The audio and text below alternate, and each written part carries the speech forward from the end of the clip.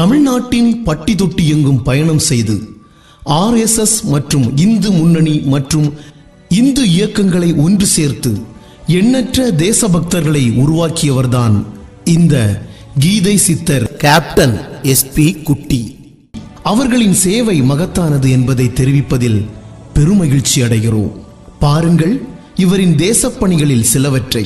கீதை சித்தர் captain SP குட்டி BE அவர்கள் பிறந்த ஊர் குமரி மாவட்டத்தில் உள்ள புல்லுவிளை என்னும் சிறு கிராமம். இவரது பெற்றோர்கள் விவசாய குடும்பத்தை சார்ந்த திரு சுப்பையா நாடார் மற்றும் திருமதி பாக்கியலட்சுமி நாடாச்சி ஆவார்கள். இவரது பெற்றோர்கள் ஆரம்பத்தில் கீழக்காட்டுவிளை ஊரில் வாழ்ந்திருந்து பிற்பாடு புல்லுவிளை என்ற கிராமத்தில் குடியேறினார்கள். கேப்டனின் பெற்றோருக்கு இவரோடு சேர்ந்து மொத்தம் 7 பிள்ளைகள். 4 ஆண்களும் 3 பெண்களும் அடங்குவர். கேப்டன் அவர்களுக்கு 5வது பிள்ளை. ஆரம்ப கல்வியை அருகிலுள்ள கிராம பள்ளியில் முடித்துக்கொண்ட கேப்டன் PUCக்கு பிறகு பொறியியல் படிப்பிற்கு காரைக்குடி அழகப்ப செட்டியார் பொறியியல் கல்லூரிக்கு சென்றார். 3ஆம் ஆண்டு பொறியியல் படித்துக் கொண்டிருக்கும் போது சீன படையெடுப்பை தெரிந்து கொண்டு பொறியியல் பட்டப்படிப்பு முடிந்ததும் இந்திய இராணுவத்தில் அதிகாரியாக சேர்ந்து கேப்டனாக பதவி உயர்வு பெற்றார். இராணுவத்தில் வேலைக்கு சேர்ந்தபோது 1965ஆம் ஆண்டு இந்தியா பாகிஸ்தான் போர் நடந்து கொண்டிருந்த பஞ்சாப் எல்லையான கேம்கரன் போர்க்கள போர் முனைக்கு அனுப்பப்பட்டார். போர்க்களத்தில் இவர் கமாண்டில் இருந்த EME சிறப்பு பிரிவை வழிநடத்தி பணியில் இறங்கினார். இவரது கம்பெனியின் அருகில் நிலை கொண்டிருந்த இந்திய இராணுவத்தை பாகிஸ்தானுடைய பேட்டன் டேங்குகள் தாக்கிய போது நமது இராணுவ வீரர்கள் எதிரி டேங்குகளில் 62ஐ ஒரே நாளில் உடைத்தெறிந்தனர். இந்த இடத்திற்கு அசல் உத்தார் என்பது பெயர். பெரோஸ்பூரில் வைத்து 11வது இந்திய இராணுவத்தின் கோர் கமாண்டர் லெப்டினன்ட் ஜெனரல் ஹபுபக் சிங் ஓய்வு பெற்று வீடு திரும்பும் பழியனுப்பும் பெரைடில் சிறப்பு கேப்டனாக பெரைடு ஜீப்பை ஓட்டுகின்ற பணியை செய்தார். போர்க்களத்தில் பாகிஸ்தானிய இராணுவம் பயன்படுத்திய சூப்பர் மீடியம் பீரங்கிகளுக்கு இணையான பீரங்கியை இந்திய இராணுவ வீரர்களுக்கு பயிற்சி அளிக்கவும் கேப்டன் SP குட்டியும் வேறு சில அதிகாரிகளும் பணிக்கப்பட்டனர். 1970ஆம் ஆண்டு இராணுவ பணி முடிந்து தமிழ்நாடு மின்சார வாரியத்தில் பொறியாளராக பணிக்கு அமர்ந்தார். இந்நேரம் 1971ஆம் ஆண்டு அவர்களின் திருமணமும் நடைபெற்றது. திருமதி ரோகிணிபாய் அம்மையாரை காதல் மனைவியாக கைப்பிடித்தார்.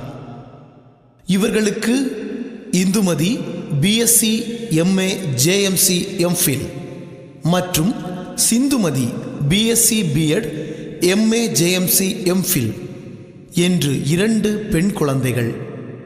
அவர்களுக்கு கௌதம் ராம் BE மத்திய அரசு வேலை, மிதுன் விஷ்ணு மற்றும் அனன்யா என்று 3 பேர குழந்தைகள் உண்டு.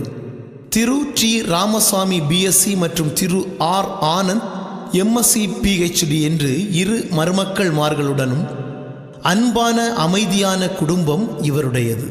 திரு T ராமசாமி அவர்கள் சிறந்த விவசாயியாகவும் திரு R ஆனந்த் அவர்கள் கம்ப்யூட்டர் துறையில் டாக்டர் பட்டத்துடன் கல்லூரியில் பேராசிரியராகவும் பணியாற்றுகிறார்கள். இந்த காலகட்டத்தில் குமரி மாவட்டத்தில் இருந்தபோது அகத்தியர் இந்து சமய பேரவை மற்றும் கீதா கிளப் என்ற அமைப்புகளை உருவாக்கி தென் மாவட்டங்களில் இந்து சமய சொற்பொழிவும் பிரச்சாரங்களிலும் சுவாமி மதுரானந்தஜி தலைமையில் ஈடுபட்டார். இந்த காலகட்டங்களில் சபரிமலைக்கு இருமுடி கட்டி பாத யாத்திரை சென்றார்.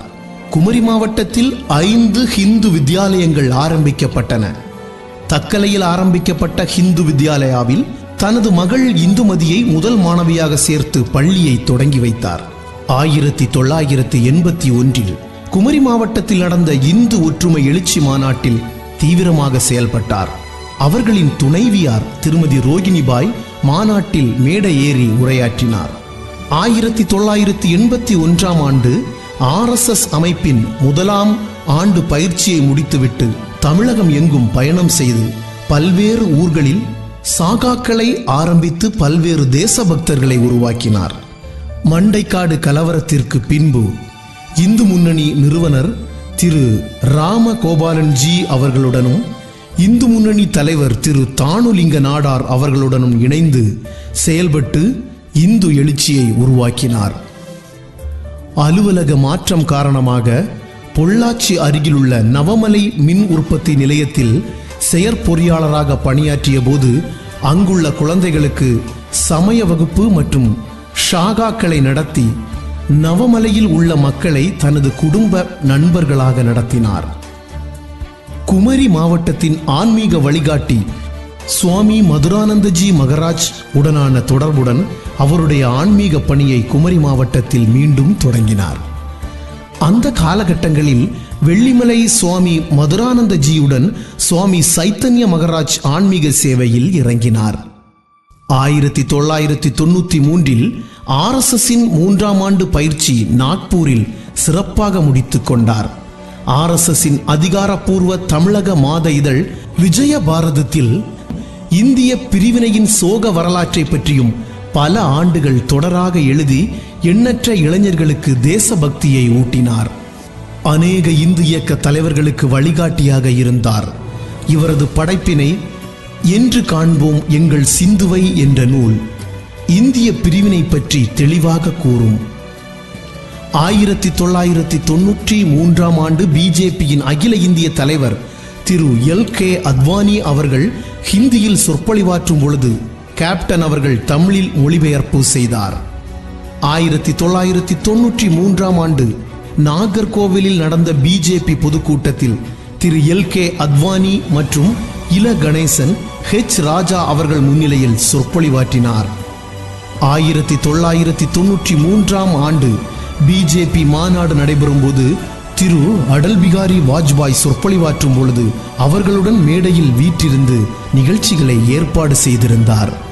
1994ஆம் ஆண்டு கேப்டன் அவர்கள் ஐயா வைகுண்டரும் ஆங்கிலேயரின் சூழ்ச்சியும் என்ற நூலை எழுதி பிஜேபியின் தலைவர்களில் ஒருவரான முரளி மனோகர் ஜோஷி அவர்கள் கையால் வெளியிட்டார்.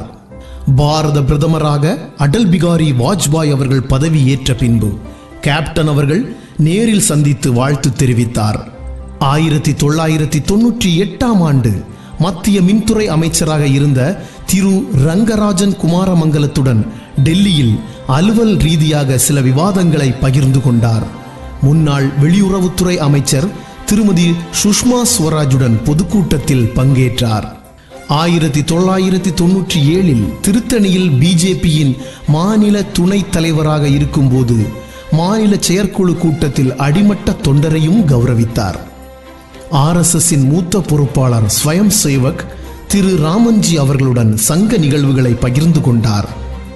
ஸ்ரீ ராமகிருஷ்ண மடம் மதுரை சுவாமி கமலாத்மானந்தர் அவர்கள் கேப்டன் அவர்களை பொன்னாடை அணிவித்து கௌரவப்படுத்தினார். 2003இல் இந்துக்கள் வாழ்வுரிமை இயக்கம் என்ற இயக்கத்தை வழிநடத்தி சென்றார். தேசபக்தர்களை ஊக்குவிக்கும் முகமாக 22க்கும் மேற்பட்ட நூல்களை வெளியிட்டுள்ளார். திராவிட கழக தலைவர் திரு வீரமணி அவர்கள் எழுதிய கீதையின் மறுபக்கம் என்ற நூலுக்கு அகில இந்திய அளவில் தனியொருவராக கீதையின் மறுபக்கத்திற்கு மறுப்பு என்ற நூலை எழுதி வெளியிட்டு நேரில் சென்று கொடுத்து இந்து மதத்தின் தனித்துவத்தை எடுத்து கூறினார். இந்துக்களின் தந்தை வீர சாவர்கர் தோற்றுவித்த இந்து மகா சபா என்ற கட்சியை மீண்டும் தமிழ்நாட்டில் திரு ஸ்ரீமானே ஜி அவர்கள் மூலமாக ஏன் வேண்டும் இந்து மகா சபா என்ற நூலை எழுதி அன்றைய அரசியல் அரங்கில் திரு தா பாலசுப்பிரமணியன் என்ற இளைஞரை மாநில தலைவராக நியமித்து வழிநடத்தினார். இந்து மகா சபாவின் தமிழ் மாத இதழ் புனித பாரதத்தில் இந்திய சுதந்திரத்திற்கு வித்திட்ட வீர சாவர்கர் பற்றி பல ஆண்டுகள் தொடராக எழுதி எண்ணற்ற இளைஞர்களிடையே தேசபக்தியை ஊட்டினார். ISROவின் தற்போதைய தலைவர் சந்திரயான் 2 நாயகன் விஞ்ஞானி டாக்டர் சிவன் அவர்களுக்கு நடந்த பாராட்டு விழாவில் பகவான் ஸ்ரீகிருஷ்ணர் அருளிய எளிய தமிழில் பகவத்கீதை என்ற நூலை வழங்கி கௌரவப்படுத்தினார். 2010ஆம் ஆண்டு கேப்டன் எழுதிய அறிவுக்கு எட்டிய கடவுள் என்கின்ற நூலை திரு டாக்டர் உமையொரு பாகன் அவர்கள் வெளியிட்டார். 2010ஆம் ஆண்டு முதல் பாமர மக்களும் பகவத்கீதை படிக்கும் விதமாக அறிவுசால் ஆன்மீக கல்விக் கழகத்தின் மூலம் 3 ஆண்டுகள் தேர்வுகள் நடத்தி வெற்றி பெற்றவருக்கு இளம் இந்து என்ற பட்டம் வழங்கி சிறப்பித்து வருகிறார். காஷ்மீருக்கான தனிச்சலுகை ஆர்டிகல் 370 பற்றியும், காஷ்மீரின் சில பகுதியை இந்தியாவின் பிரதமர் நேரு அவர்கள் எவ்வாறு தாரை வார்த்தார் என்பதை பற்றியும் 2016ஆம் ஆண்டு காஷ்மீர் இந்தியாவிற்கே என்ற புத்தகத்தை கிழக்கு பதிப்பகம் என்ற பதிப்பகத்தின் வாயிலாக பதிப்பித்து சுவாமி சைதன்ய மகராஜ் அவர்கள் முன்னிலையில் திரு இல கணேசன் அவர்கள் வெளியிட்டார். மண்டைக்காடு கலவரத்தின் போது நடந்த நிகழ்வுகளை 2017ஆம் ஆண்டு கலவர கால நினைவலைகள் என்ற புத்தகமாக எழுதி கேப்டன் அவர்கள் திரு ராஜகோபால் அட்வொகேட் அவர்கள் முன்னிலையில் வெளியிட்டார். 2019ஆம் ஆண்டு நாத்திக கும்பலுக்கு பதிலளிக்கும் விதமாக பகுத்தறிவில் பகவத்கீதை என்கிற புத்தகத்தை கேப்டன் அவர்கள் எழுதி திரு காமராஜ் முன்னிலையில் திரு பாரத் சிங் அவர்கள் வெளியிட்டார். பாரத பிரதமர் திரு நரேந்திர மோடி அவர்கள் கேப்டன் SP குட்டி அவர்களை வாழ்த்தி பிறந்தநாள் வாழ்த்து மடல் அனுப்பினார்.